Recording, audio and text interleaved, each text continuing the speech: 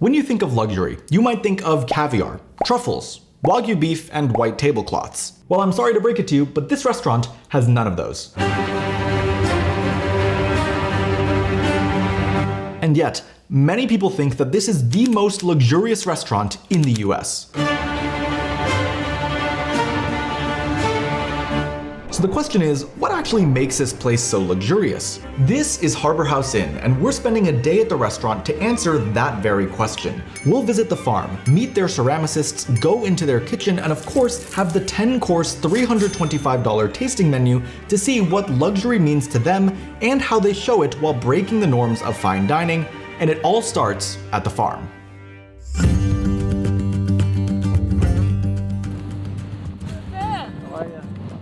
Cold this morning. It's only because it's windy. Oh, wow. So the farm truly is the backbone here.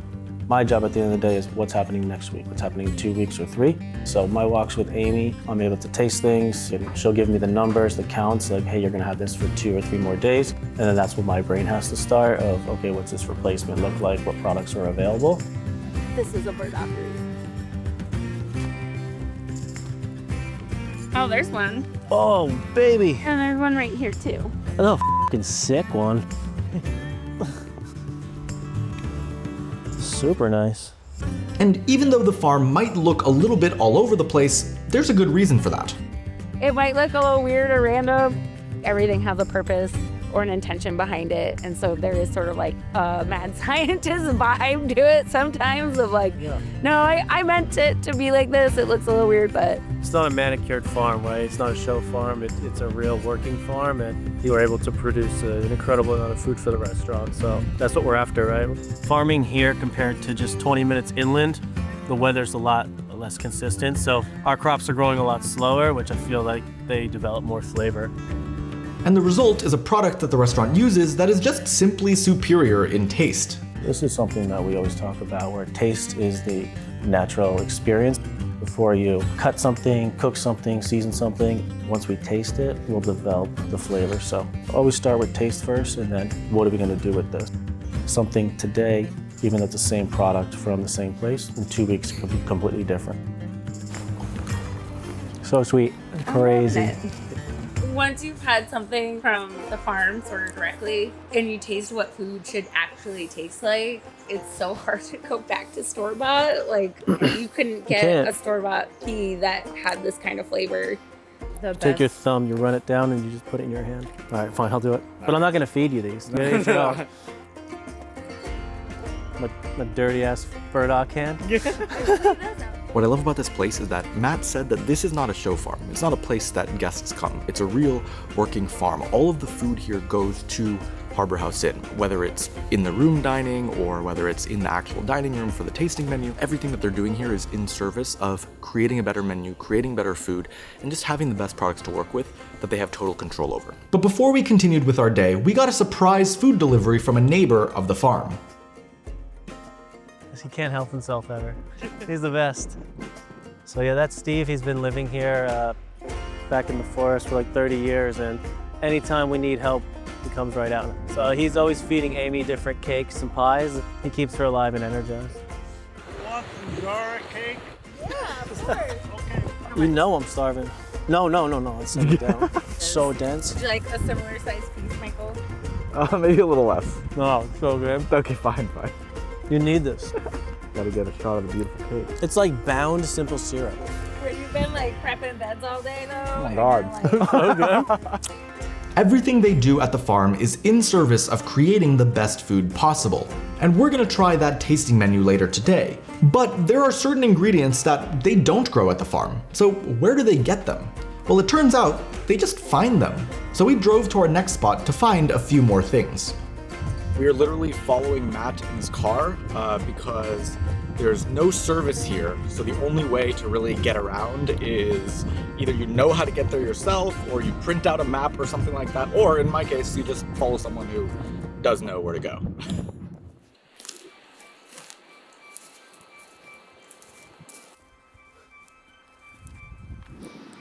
It's wild ginger. Ginger. Yeah. So these are on the meat plate right now. Here's some fiddleheads. The foraging aspect is just continuing to bring this place onto the plate, and it's really a showcase of what's happening in season. So lace lichen is something that probably a component we've been using for about 4 years now.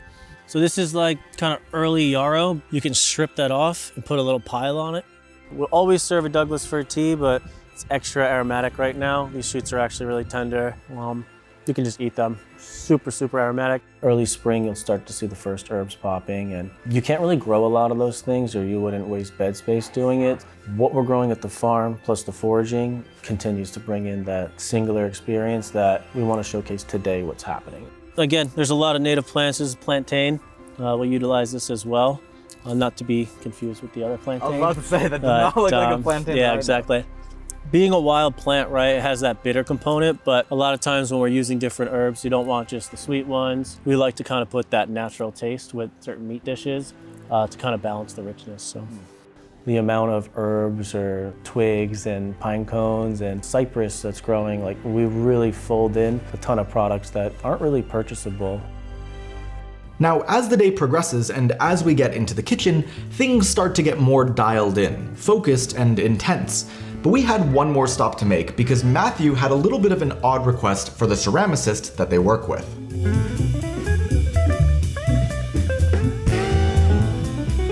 So the idea for a bread coffin, I think it would be interesting for multiple reasons to have that shape Yes. of like a slice of bread, Yes. be like a domed vessel. That is substantially harder. That's the point. Have I ever asked you for something that you like? So Cliff Glover is our main potter. When you're trying to meet different artists, especially when I first got, I would just go into galleries and put my eye on something and I'm like, oh, that looks beautiful. There'd be a card and then really you just have to cold call or email. And I think I just drove up to his house one day. Our aesthetic has built over the years as a relationship. I'm able to go to his house, we'll make a pot of tea, start sketching and drawing, and from that, it's really no different than creating a dish. I think you would slice it like here though, Yeah. so you get the dome at the top. So you would drop it like this and the lid would come off. So how would they pick it up though? I still have no idea what you guys are talking about. Like I can't We visualize do. it from We that. do. I know, that's crazy. This is a slice of bread. Am I looking at it from the top? Yes. Yeah, and then there'd be a lid on top of it. The point is to give the guest the bread while it's still warm, and if they don't want to eat it right away, these are Stays warm. pre-charged, it's gonna stay warm. As you learn more about ceramics, you start to realize there's so many components that go into it. We have all these different options that's no different than cooking techniques in the kitchen. How about just a little handle? This little strap handle. Okay, so you got this, and then just basically a strapped handle. Made with Clay, with maybe clay. At the end of the day, it goes back into that singular experience because nobody has these pots. Nobody has what we're able to create together. The way that they work together is so casual but creative at the same time, and the ceramics themselves are fantastic. In fact, I actually got a teapot and teacups because I love them so much. But I wanted to ask Matthew what luxury meant to him. For us here at Harbor House, luxury is the singular experience that we want to provide the guests. And that's not just about the food, it's the hospitality, it's the ceramics, it's our tables, it's just the overall feeling when you're in this space. We're not going to ask our guests to drive 3 hours up here and then serve them what we would kind of describe as a menu that you can get in the city. I think that we have things here that nobody else has, so our version of luxury is providing that experience for guests. Prep in this kitchen looks a little bit different from most restaurants. Of course, you'll have your standard stations, someone managing the grill, someone preparing the seafood, but part of what makes this place unique is that prep doesn't just take place in the kitchen.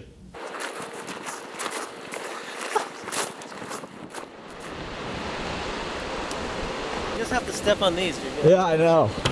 But I'm also trying to hold the camera and get a shot. I think that another unique and luxurious aspect to this restaurant is we're able to walk down to the beach right behind us and harvest the sand and get the ocean.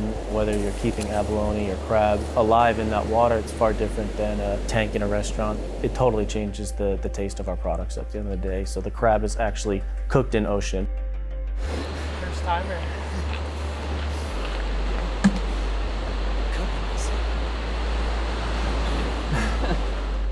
The sand that they gathered is actually used on the menu, so we'll see how they use it during dinner, but another thing that is surprising about this place is how tight and orderly the kitchen is at all times.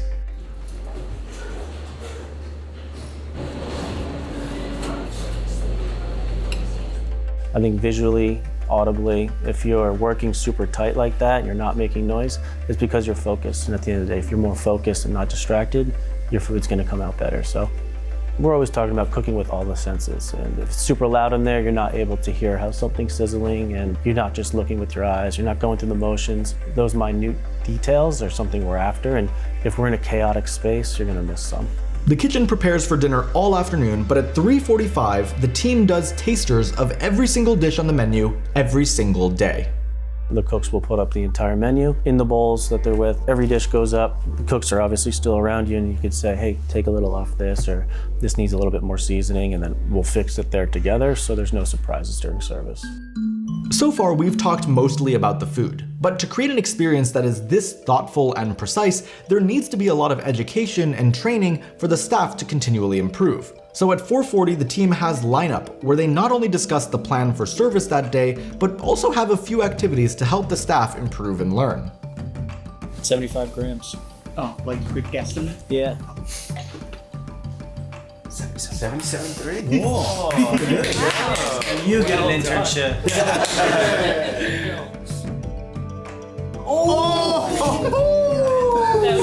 Jason, 74.2. We do a lot of tableside service here, but with that, there's a lot of learning and growth on how we actually execute that. We'll kind of do some stunt runs and show our staff members, this is how you cut a rock open, or this is the tableside smoking, and we'll all do it together. If there's newer staff, that's their first visual, okay, I'm gonna be doing this in a couple weeks, and they start to learn that way. What is the term for the curing process for the raw rockfish?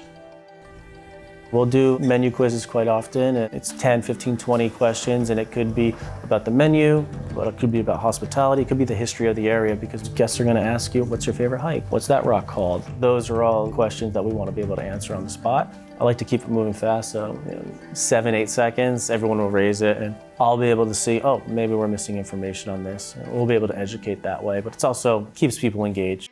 And with lineup complete, at 5:30 p.m., service at Harbor House begins.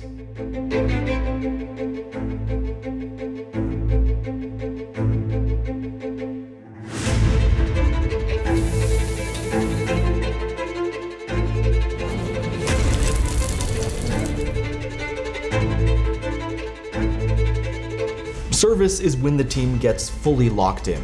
You can tell in the kitchen there's this intensity and focus.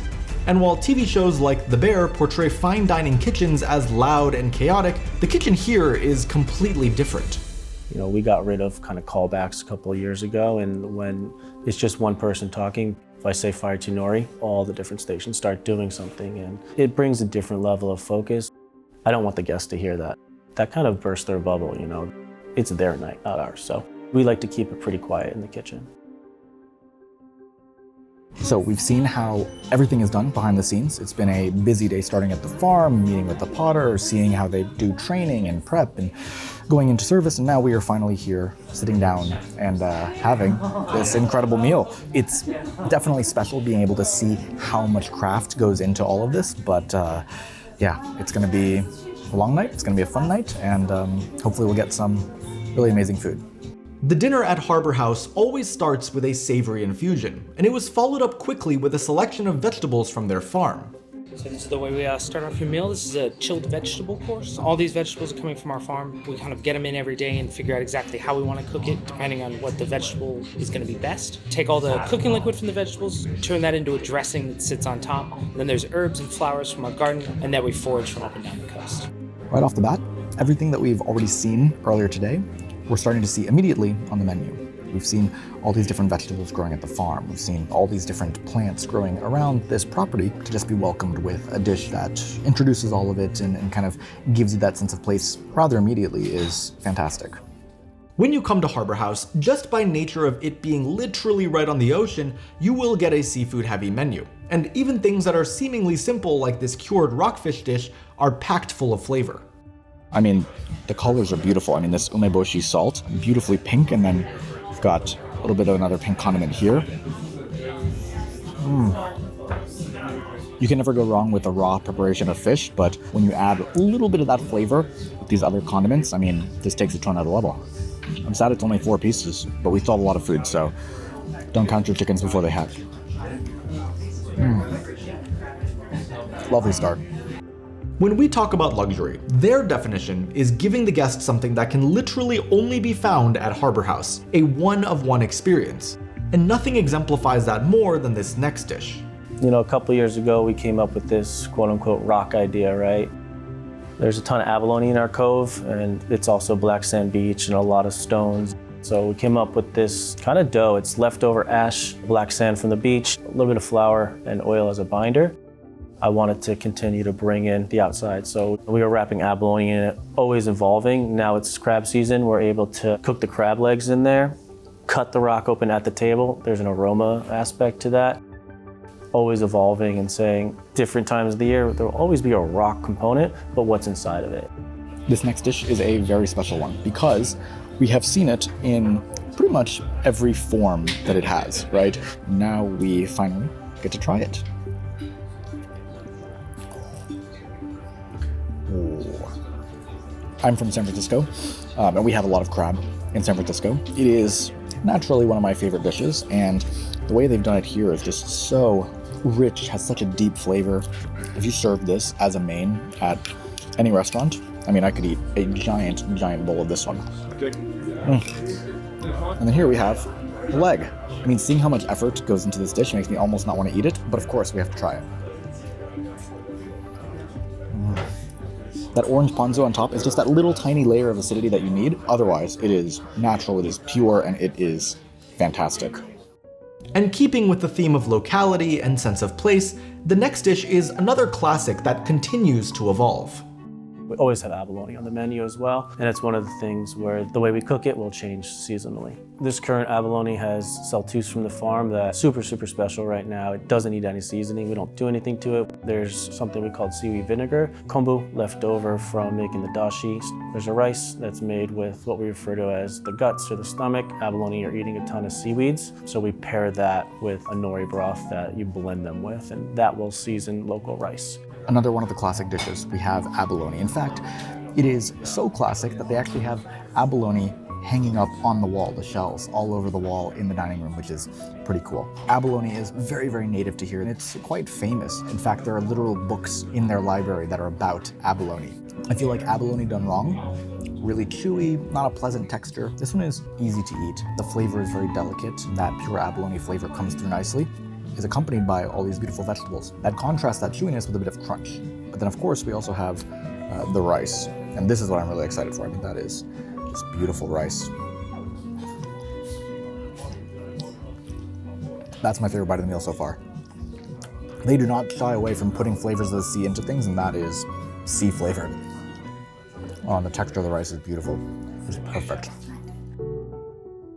There's a reason they want to highlight this location. It's because Harbor House Inn is probably the most beautiful restaurant location on Earth.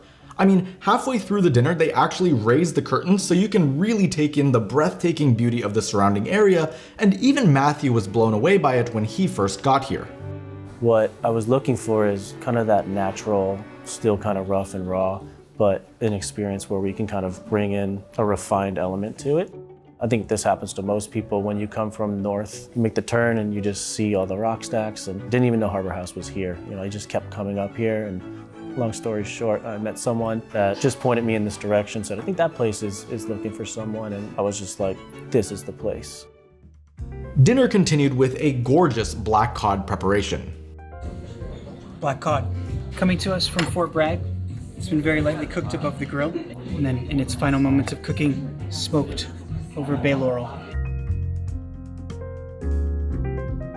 And it was followed by a very special vegetable dish and the bread course that we talked about earlier with Cliff the Potter. I think if you've been following this restaurant, you kind of always see this staple of kohlrabi on the menu. And then on the tray, we like to put what we call a shorabi, because a lot of guests don't know what a kohlrabi even is. Right now, it's paired with green garlic oil and a white bean miso. and then a little shaved piece of kohlrabi. So you're getting this barbecued taste, but also the raw version, which has crunch. Next dish up is kohlrabi. It's a slow cooking preparation over the course of hours, and the result is a super tender kohlrabi that you don't even need a knife for. You can just cut into it with your fork.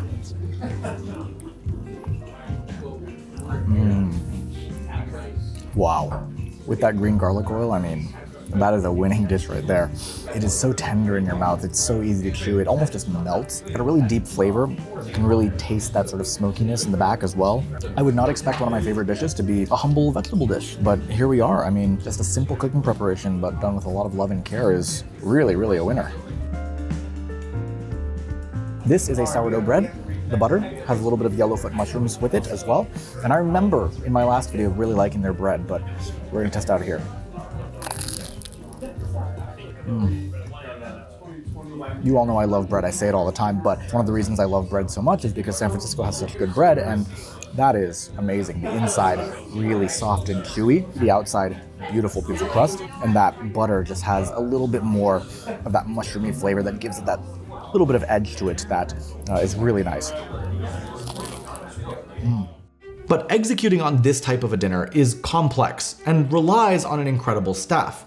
And everyone from the servers to the cooks is exceptional.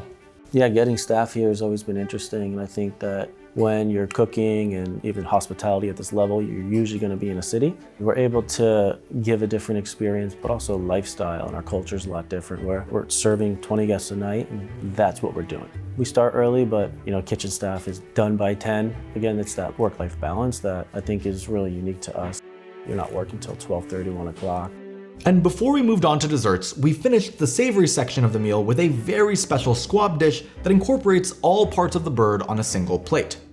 Desserts here are always a hit, and I love that they don't overpower the savory section with really decadent and rich desserts. They tend to like things on the lighter side while still having really interesting flavors. But I'm not gonna lie, Harbor House distracted me a little bit during the dessert section because I was a solo diner.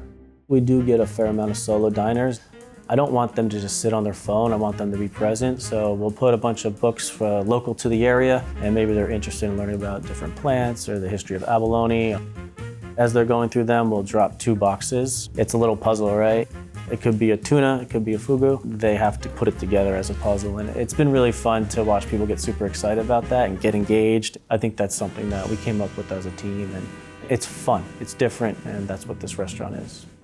Today we've seen everything that the team here does, from working the farm to meeting with other creatives to actually running the kitchen and dining room during service. This is not your typical definition of luxury, but it's the type of luxury that I personally love. It's about giving people a singular experience, putting all of your thought and energy into a dinner and place that is unforgettable, and for Chef Matthew and the team, it's a place that's always evolving.